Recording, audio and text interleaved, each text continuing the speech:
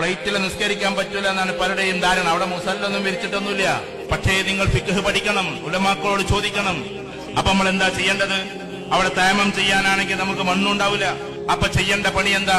നമ്മുടെ മുമ്പിലുള്ള സീറ്റിൽ ഉറക്കടിക്കൊന്നും വേണ്ട, ആ മനുഷ്യൻ അറിയും കൂടി വേണ്ട. മെല്ലെ ഒരു അടിയടിക്കുക, എന്നിട്ട് മുഖം തടവുക, എന്നിട്ട് നീയത്ത് വെക്കേണ്ടത് എന്താ? തയമ്മത്തിന്റെ നീയത്താ. ഒരടിയും കൂടി അടിക്കുക, വലത്തെ കൈയും ഇടത്തെ കൈയും ഇതേപോലെ തടവുക. എന്നിട്ട് കാലൊന്നും തടവാൻ പോട്ടെ. ചില ആളുകൾ കാണാൻ ഇങ്ങനെ പിടിച്ചിട്ട് കാലൊക്കെ തടവണം. തയമ്മത്തിന് കാല് തടവലില്ല. ഈ രണ്ടവയവം മാത്രം, മുഖവും മുൻകൈയും മാത്രം.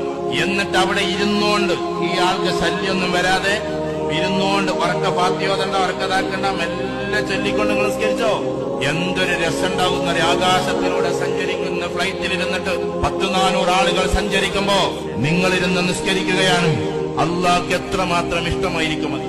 വായുലോകത്തിലൂടെ പോകുന്ന ഫ്ലൈറ്റിലിരുന്നിട്ട് പ്രാർത്ഥിക്കുന്ന നിങ്ങളെ ജഗനിയന്താവായ തമ്പുരാൻ എത്രമാത്രം സന്തോഷത്തോടെ